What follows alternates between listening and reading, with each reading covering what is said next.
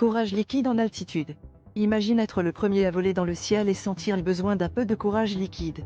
En 1783, Jean-François Pilâtre de Rozier, intrépide pionnier de l'aviation, n'était pas seulement préoccupé par les mystères de l'air.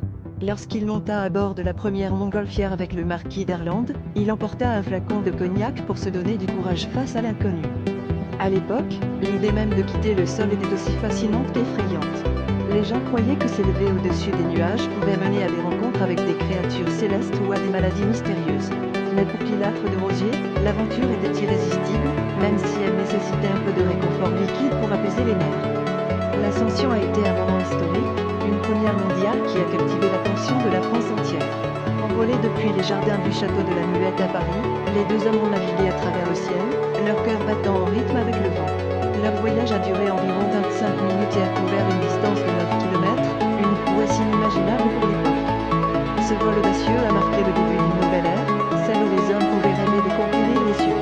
Le flacon de cognac, bien plus qu'un simple accessoire, symbolisait le mélange de peur et d'excitation qui accompagnait